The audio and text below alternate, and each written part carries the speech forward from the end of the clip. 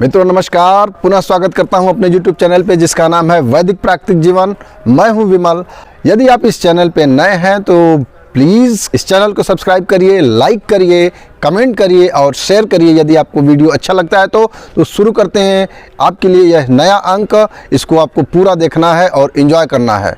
अभी कुछ दिनों पहले एक स्थान पे मैं गया, वहाँ पे मैंने यह सुना, लोगों ने बताया कि 33 करोड़ देवता हमारे खुद के धर्म में है और यदि एक देवता 4 लोगों को भी संभाल दे, जो हमारे देश की जनसंख्या है, अगर एक देवता 4 लोगों को भी संभाल देंगे तो आज हम अमेरिका जैसे विकसित देशों को भी पीछे एकदम छोड़ देंगे। तो यह भावना है देवताओं के प्रति कि 33 करोड़ देवता हैं, एक देवता यदि 4 लोगों की जिम्मेदारी उठा लें तो जो हमारी जनसंख्या है, सारी जनसंख्या को किसी चीज़ की कोई भी कमी नहीं होगी। सारे के सारे भारत में हैं, बाकी विश्व में कहीं पे भी कोई देवी देवता नहीं है। हमारे 33 करोड़ जो देवी देवता हैं, हमारी जो जनसंख्या है उसके आधार पे उन्होंने यह कहा कि एक देवता यदि 4 लोगों को भी उनको उन्नत करने के लिए, उनको आगे बढ़ाने के लिए, उनका विकास करने के लिए अगर अपना योगदान अगर देता है तो बहुत ही जल्दी हम पूरे विश्व के ऊपर अमेरिका जैसे, कनाडा जैसे विकसित देशों से बहुत ही ऊपर चले जाएंगे। इस विचार को सुनकर के मुझे बड़ी तकलीफ़ हुई। क्या पढ़ रहे हैं, किस चीज़ को पढ़ रहे हैं, कहाँ जा रहे हैं, कुछ समझ में नहीं आ रहा है। इस बात को सुन करके मुझे यह अंदर से, भीतर से महसूस हुआ कि उसके ऊपर मुझे कुछ न कुछ बनाना चाहिए। तो इसीलिए मित्रों मैं विवश होकर के इस वीडियो को बना रहा हूं और पूरी उम्मीद है कि आप इस वीडियो को पूरा देखेंगे। इस बात को यहाँ पे स्पष्ट कर देना चाहता हूं कि जो 33 करोड़ देवी देवताओं की बात हो रही है वह 33 कोटि है। कोटि मतलब प्रकार।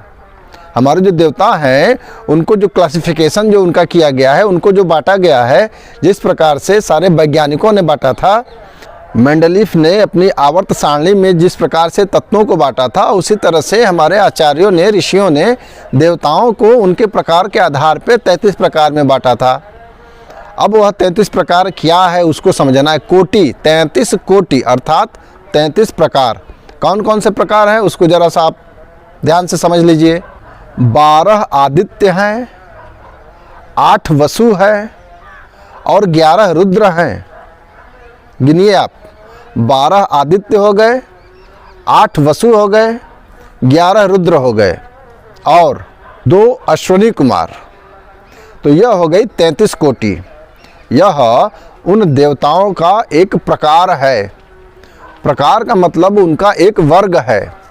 जिस प्रकार से आपने विज्ञान में पढ़ा होगा, आपने साइंस में पढ़ा होगा, किसी भी जीव का, किसी भी वनस्पति का एक वर्ग होता है, उसका एक किंगडम होता है, उसका एक संसार होता है, उसका एक वनस्पति का नाम होता है, उसका एक गुणधर्म होता है। उसी प्रकार से हमारे आचार्यों ने क्या किया, हमारे ऋषियों मुनियों ने देवताओं को 33 प्रकारों में उनको बांट दिया, उनके गुण धर्मों के आधार पर बांट दिया।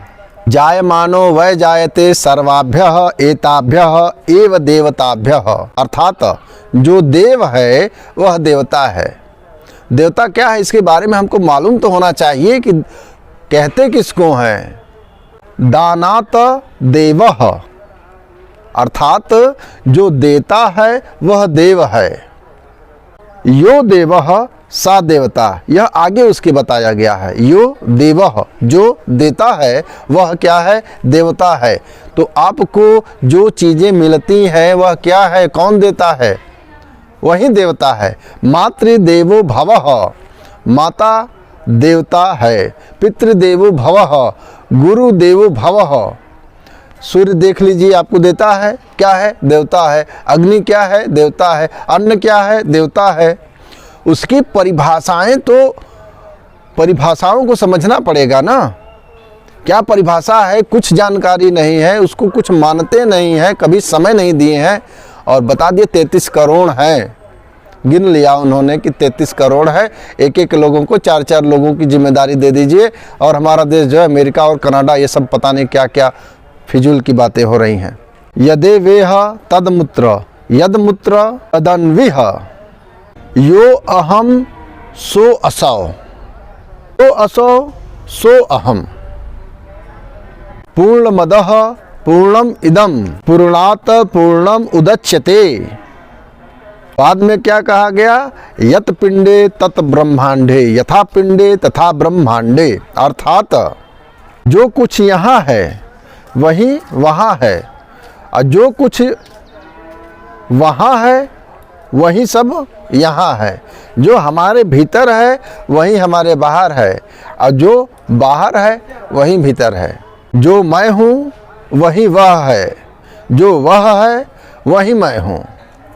वह भी पूर्ण है, यह भी पूर्ण है, और उस पूर्ण से यह पूर्ण परिपूर्ण हुआ है। जो स्थिति जो पदार्थ इस ब्रह्मांड में है वही स्थिति वही पदार्थ इस ब्रह्मांड के भीतर समाया हुआ है। इस बात को हमको समझना पड़ेगा। यहाँ पे हमारे आचार्यों ने यह कहा, उन्होंने उदाहरण दिया किसका? जल का और घड़े का।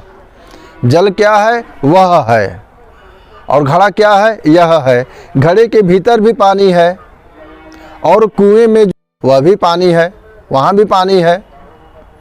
उस मटकी को जिसके भीतर जल समाया हुआ है, उस कुएं के भीतर यदि डाल दिया जाएगा तब जाकर सब एकाकार हो जाएंगे। मटकी के भीतर भी जल है और कुएं के भीतर भी जल है, लेकिन आभास किसका हो रहा है? इस मटके का आभास हो रहा है। इस मटके को उस कुएं के भीतर जब डाल देंगे तो चारों तरफ जल ही जल हो जाएगा। इसी रहस्य का प्रतिपादन जो ऐतरेय श्रुति है उसने किया है। ऐतरेय श्रुति कहती है जायमानो वै जायते सर्वाभ्यः एताभ्यः एव देवताभ्यः।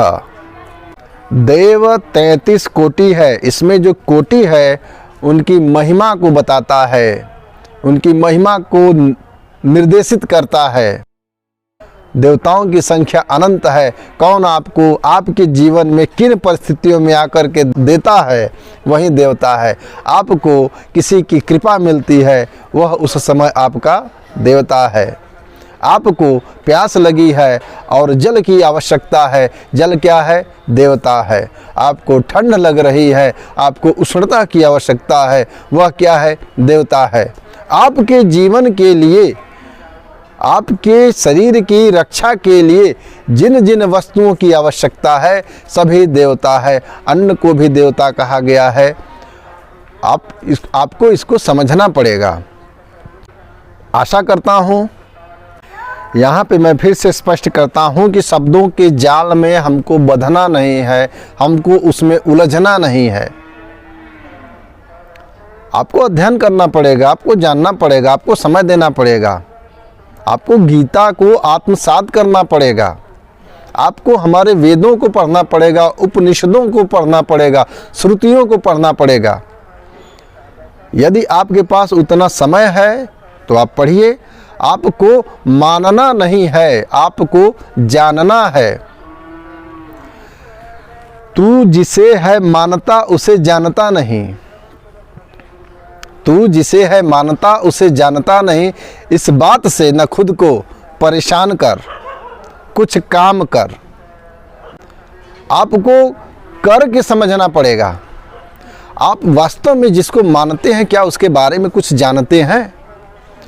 चर्चा चलती है, कोई यह कह देता है कि दुर्गा जी के, जो आपकी दुर्गा जी हैं आपके धर्म में, उनके पति का क्या नाम है, उनके पिता का क्या नाम है, उनकी माता का क्या नाम है, शिव के माँ बाप का क्या नाम है। यह सब शब्दों का जो बवंडर है जिसमें हम घिरे हुए हैं, उसमें क्या करेंगे? चक्कर खाते रह जाएंगे। हमको शब्दों के बवंडर में नहीं पड़ना है। दुर्गा जी को हम क्या मानते हैं, शिव को हम क्या मानते हैं, जगत पिता जगत जननी। जगत क्या है? यह नेचर तो है, और क्या है बताइए ना। जगत क्या है? जगत यह नेचर है, यह प्रकृति है। यह जो जगत आप देख रहे हैं, दो हाथों से जिसको आप छू सकते हैं, नेत्रों से देख सकते हैं, ज्ञानेंद्रियों से अनुभव कर सकते हैं, वही जगत है। इस जगत को जन्म जिसने दिया, इस नेचर को जिसने जन्म दिया, वह जगत जननी है, वही दुर्गा है, वही प्रकृति है। और आपने पढ़ा है कि जो हमारा ऋग्वेद है, ऋग्वेद में प्रकृति की पूजा होती रही है। ऋग्वैदिक कालीन जो संत थे, ऋग्वैदिक कालीन जो ऋषि थे, उन्होंने प्रकृति की पूजा की। प्रकृति सबसे बलवान है, प्रकृति सबको समान रूप से देती है। जगत पिता जो जगत को जन्म दिया हो, अब उसके पिता के बारे में आप पता नहीं क्या अनाप शनाप की बातों को लेकर के पढ़ रहे हैं। यह टूल्स है, इसको समझना पड़ेगा। यह प्रकृति का एक टूल्स है। इस टूल्स को पा करके यह जो आत्मा है वो समझ सकती है। बिना इस टूल्स के आपको समझ में नहीं आएगा। बहुत गूढ़ बातें हैं आपके जीवन के लिए, उनको आपको सर्च करना पड़ेगा। कहीं पुस्तकों में बहुत मुश्किल से मिलेगा, आपको अध्ययन करना पड़ेगा, आपको खुद अप्लाई करना पड़ेगा अपने ऊपर, तब जा कर के आपको कुछ समझ में आएगा। आपको किसी भी चीज़ को समझने के लिए आपको खुद उसको अप्लाई करना पड़ेगा। मंत्र क्या है? पढ़े जा रहे हैं। कोई भी मंत्र है उसको पढ़े जा रहे हैं, रटे जा रहे हैं। मन के अंदर पता नहीं कितने प्रकार के विचार दौड़ रहे हैं। मंत्रों को निर्मित किया गया एकाग्रता के लिए। यह जो बुद्धि जो भाग रही है, जो दौड़ रही है, जो परेशान होकर इधर उधर कूद रही है, उसको नियंत्रित करने के लिए यह एक स्टेज है माइंड का। वह अवस्था है जिस अवस्था पे दिमाग को विश्राम देना है। अभी कोई छोटी सी विपत्ति आ जाएगी, दिमाग काम करना बंद कर देगा, बुद्धि अपना काम करना बंद कर देगा, घबराने लगेंगे। अरे अब क्या होगा, अरे अब क्या होगा। दिमाग से पूछो ना, बहुत दिमाग लगा रहे थे, बुद्धि से पूछो अपने। बुद्धि की सत्ता काम खत्म हो गया, आप परेशान हो जाते हैं। थोड़ी सी समस्या आई नहीं, अब क्या होगा। दिमाग से काम करो, देखो क्या बता रहा है। नहीं बताएगा, भीगी बिल्ली बन गया दिमाग। मंत्रों को जब आप जप करते हैं, उसके पीछे का जो विज्ञान है उसको समझना पड़ेगा। जब तक आप उसको नहीं समझेंगे, आपको रिजल्ट मैं नहीं समझ सकता हूं कि पूर्ण रूप से मिल सकता है। उसके पूर्ण रिजल्ट को लेने के लिए आपको उसके पीछे का जो विज्ञान है उसको समझना पड़ेगा। यह जो आपका मन है, जिसके माध्यम से आपने इस पूरे संसार को देखा है, समझा है, अनुभव किया है, फील करते हैं, आपका एक विश्वास है, उस मन के भीतर बहुत शक्ति है। उसकी दौड़ भाग को रोकना पड़ेगा। आपको समझना पड़ेगा कि आप मन से शक्तिशाली हैं या मन आपसे शक्तिशाली है। आपका नियंत्रण मन के ऊपर है या मन का आपके ऊपर नियंत्रण है। आपका नियंत्रण बुद्धि के ऊपर है या बुद्धि का आपके ऊपर नियंत्रण है। यह पृथक भाव आपके भीतर होना चाहिए। कैसे होगा? जब आप समय देंगे। साधारण प्रकार से ध्यान करना सीखिए। किसी धर्म विशेष की नहीं कर रहा हूँ। आपको किसी स्थान विशेष की आवश्यकता नहीं है जाने की।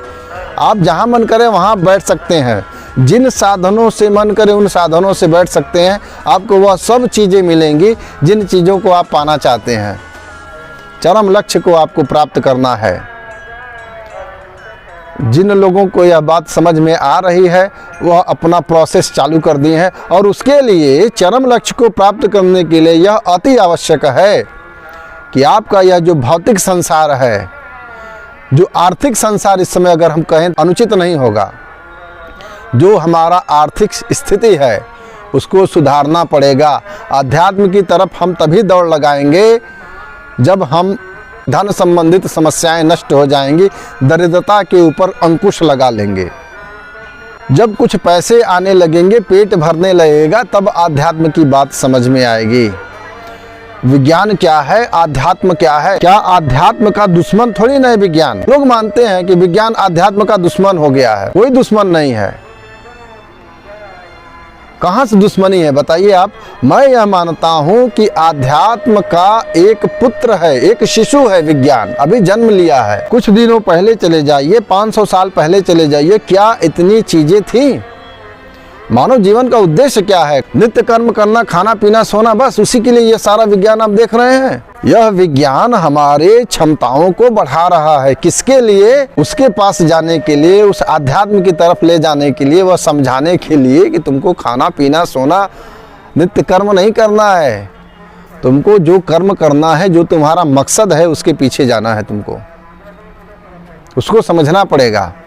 एक हमारे मित्र थे, उन्होंने यह कहा कि पंडित जी लोग जो है कुंडली मिलाते हैं, कहते हैं कि मंगल उतना दूर है, चंद्रमा उतना दूर है, पत्रिका में मंगला का दोष आ गया, भैया अब उनका जीवन जो है नहीं हो पाएगा, उनका संबंध नहीं बन पाएगा, उनका जीवन खराब हो जाएगा। बताइए, उतना किलोमीटर दूर मंगल है और उनकी गृहस्थी में आग लगाने के लिए आ रहा है। मैं फिर से स्पष्ट करना चाहता हूं कि यह जो ज्योतिष शास्त्र है यह मानवों के लिए नहीं बनाया गया। हमारे आचार्यों ने इस विज्ञान को, इसको विज्ञान है, ये प्योर विज्ञान है। यह तो केवल काल नियामक शास्त्र है, काल की गणना इसमें किया जाता है।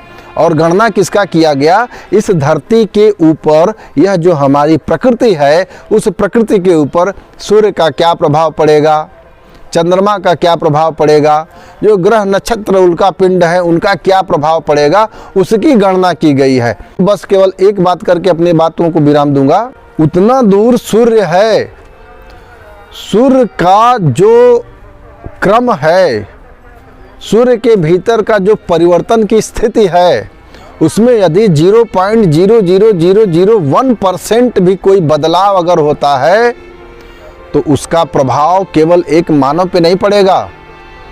सूर्य की ऊष्मा में मान लीजिए 0.001% की भी बढ़ोतरी अगर हो रही है, उसकी प्रकाश में यदि बढ़ोतरी हो रही है, तो सारी एनर्जी क्या है? सूर्य एनर्जी का स्रोत है, वह हमारे ऊपर उसका प्रभाव पड़ेगा। हो सकता है हम कुछ और तेजवान हो जाएं, हो सकता है हम और चिड़चिड़े हो जाएं, तो केवल हम ही नहीं होंगे, जितने भी जीव जंतु हैं, जितने भी जगत के हैं, सबके अंदर वह भावना आ जाएगी।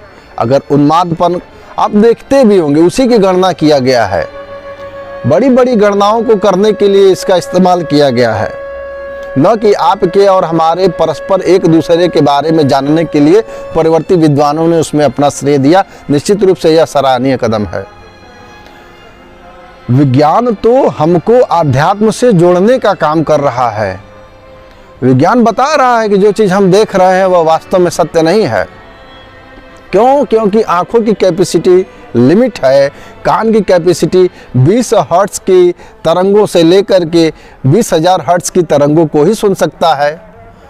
सारा खेल तो उसके ऊपर और नीचे हो रहा है। अपश्रव्य जो तरंगे है, पराश्रव्य जो तरंगे है, सारा खेल वहाँ पे हो रहा है और हम श्रव्य तरंगों के पीछे ही दौड़ रहे हैं। क्या आप इस चीज़ को समझते हैं कि मनुष्य जिन तरंगों को अपने मुख से छोड़ता है, जिन ध्वनियों को निकालता है, वही केवल हमारे कान क्यों सुन पाते हैं? या क्या मनुष्य कुछ वैसी ध्वनियों को भी अपने कान से निकाल सकता है जो हमारे कान पटल नहीं सुन पाते हैं मुख से? वो अपने मुख से क्या नहीं निकाल सकता है? बिल्कुल निकाल सकता है, लेकिन हमको वो सुनाई नहीं देंगे। आप चिंतन करिए, मनन करिए, समझिए, और यह समझने का विषय है, प्रयोग करने का विषय है। आप प्रयोग करिए, प्रयोग करके खुद सीखिए। बहुत बहुत धन्यवाद आपका मेरे वीडियो पे लास्ट तक बने रहने के लिए। यदि आपको इस तरह से जानकारी अच्छी लगती है तो प्लीज़ मेरे चैनल को सब्सक्राइब करिए, लाइक करिए, शेयर करिए, कमेंट करिए और इसी तरीके से एंजॉय करिए। बहुत बहुत धन्यवाद।